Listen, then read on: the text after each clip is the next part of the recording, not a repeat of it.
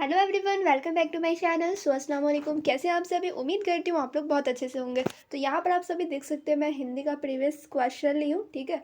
तो इसमें आप लोगों को मैं बताने वाली हूँ कि एग्जाम पैटर्न आप लोग का किस तरह का रहेगा, हिंदी में क्वेश्चन किस तरह से पूछे जाते हैं। ये 2023 का सवाल आता है, जैसा कि मैं यहाँ पे लिख चुकी हूँ, ठीक है। तो इसमें से भी क्वेश्चन आप लोग के इस ईयर पूछे जा सकते हैं। 2024 में जो आप लोग एग्जाम देंगे मौलवी का, तो उसमें भी आप लोग के पूछे जा सकते हैं, ठीक है। तो आप लोग हर एक क्वेश्चन ज़रूर प्रैक्टिस कीजिएगा। तो वीडियो को मैं शुरू करती हूँ। तो यहाँ पर आप सभी देखिए, सबसे पहले ऊपर क्या लिखा हुआ है, तो ये है आप लोग का स्ट्रीम कोड और पेपर कोड। स्ट्रीम कोड कौन सा है इसमें और पेपर कोड कौन सा है, तो ये मैं बता देती हूँ। IASC, यहाँ पे आप लोग देखिए एम जो लिखा हुआ है, एम तो मौलवी आप लोग समझ ही गए होंगे। और IASC क्या है, तो ये इस्लामियत, आर्ट्स, साइंस, कॉमर्स, चारों स्ट्रीम्स वालों के लिए सेम ही क्वेश्चन था, इसीलिए यहाँ पे चारों का यहाँ पे दिया हुआ है, ठीक है। इस्लामियत, आर्ट्स, साइंस, कॉमर्स। और यहाँ पे पेपर कोड लिखा हुआ है HIN, यानी कि हिंदी। क्लियर। अब यहाँ पे आप लोग देखिए 100 मार्क्स का ये पेपर होता है हिंदी का, और समय यानी कि टाइम 3 आवर्स रहेंगे, ठीक है। अब यहाँ पे आप सभी देखिए क्वेश्चन किस तरह से पूछे गए हैं।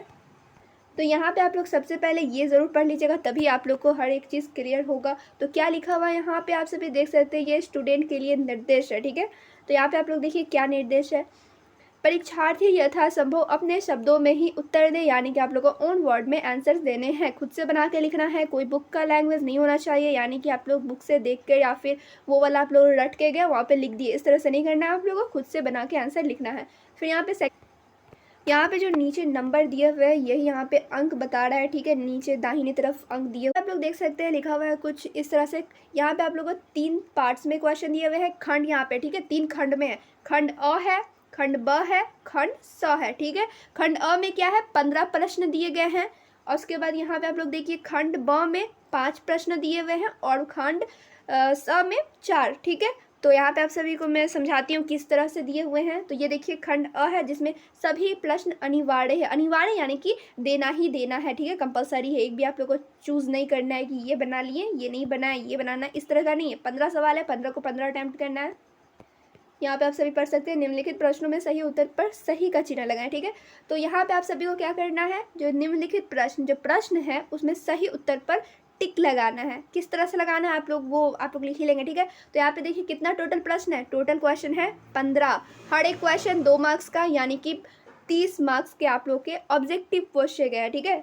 ऑब्जेक्टिव क्वेश्चन 30 मार्क्स से पूछे गए। खंड अ से आप लोग का 30 नंबर का सवाल पूछा गया है। यहाँ पे आप लोग क्वेश्चन देख सकते हैं, ऑप्शन देख सकते हैं। आंसर आप लोग यहाँ पर देख रहे होंगे, समय टिक लगा हुआ है। तो ये सारा मैं ये नहीं कह रही कि गलत है, लेकिन सही भी नहीं है, ठीक है। तो यहाँ पे मैं दूसरे से क्वेश्चन पेपर ली हूँ, और उन्होंने क्या टिक लगाया नहीं लगाया है इस पर मैं अभी चर्चा नहीं कर रही, क्योंकि आप लोग को यहाँ पे खुद से पढ़ना है और आंसर पे टिक लगाना है। इसमें कोई क्वेश्चन का आंसर गलत भी टिक लगा हो सकता है या फिर सही भी लगा हो सकता है। चलिए, फिर यहाँ पे आप सभी देख सकते हैं, हर एक क्वेश्चन आप लोग प्रैक्टिस ज़रूर करके जाइएगा। हो सके इसमें से 4-5 क्वेश्चन एग्जाम में पूछ दे, क्योंकि हर एक क्वेश्चन में आप लोग देखे होंगे, इससे पहले वाला जो प्रीवियस ईयर क्वेश्चन रहा होगा ना, उसमें भी इसमें से कुछ ना कुछ सवाल रहा ही होगा।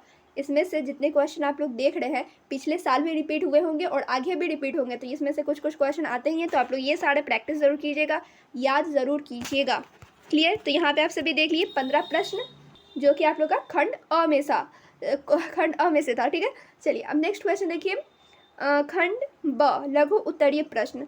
लघु उत्तरीय प्रश्न में 7 प्रश्न दिए गए हैं, लेकिन यहाँ पे आप सभी पढ़ सकते हैं किन्हीं 5 प्रश्नों के उत्तर दे, यानी कि 7 में से आप लोगों को सिर्फ 5 क्वेश्चन के आंसर देने हैं। यहाँ पे देख सकते हैं 1 2 3 4, फिर यहाँ पे आप लोग देखिए 5 6 7, टोटल 7 क्वेश्चन है ना, लेकिन आप लोग को 7 में से कोई 5 ही लिखना है, 2 आप लोग नहीं भी लिखोगे तो चलेगा।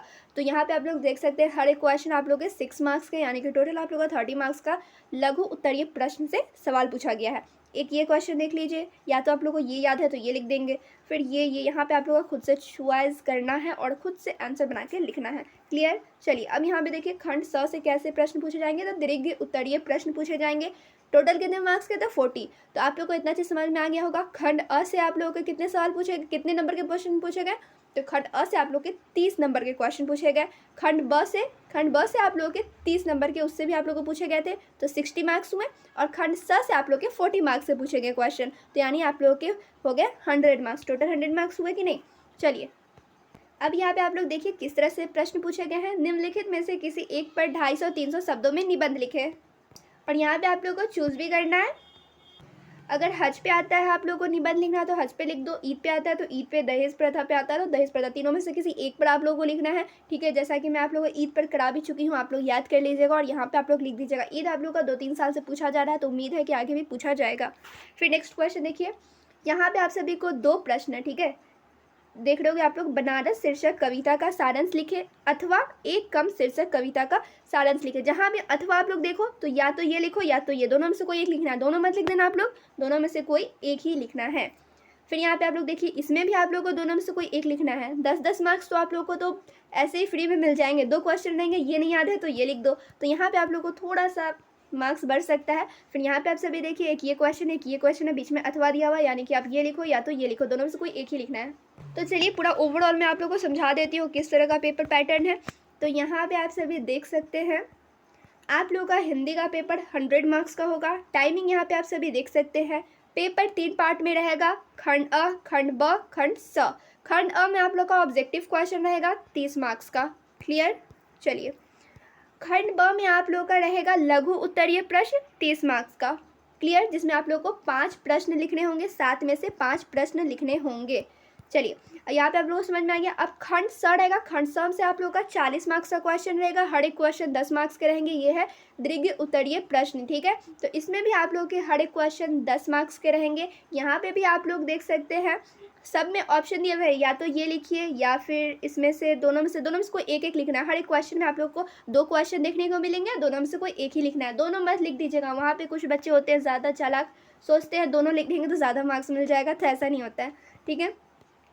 समझ में आ गया होगा। ज़्यादा ओवर स्मार्टेस्ट नहीं दिखाना है आप लोगों को, पूरा जितना पूछा जाए उतना ही लिखना है। ये नहीं कि 7 प्रश्न पूछे गए हैं, सातों के सातों लिख दिए, सब आ रहा है। तो वहाँ पे कुछ कुछ को मैं देखती हूँ कि सातों क्वेश्चन आ रहा है, सातों के सातों लिख दे रहे हैं, तब मैं क्या ही बोलूँ, छोड़िए, ठीक है। तो आप लोग को यहाँ पे ये सारे कुछ ज़रूर पढ़ना है। सबसे पहले तो आप लोग को ये हेडिंग ज़रूर पढ़ना है कि क्या पूछ क्या रहा है, क्या लिखना है। और 10 नंबर के हिसाब से ही आप लोग आंसर लिखिएगा। 10 नंबर का क्वेश्चन है तो उसी हिसाब से, ये नहीं कि 4 लाइन में लिख दिया आंसर, आप लोग को 10 में 10 मिल जाएगा, तो वहाँ पे आप लोग को आधे मार्क्स मिलेंगे, 10 के बदले 5 मिल जाएंगे। समझ रहे हैं?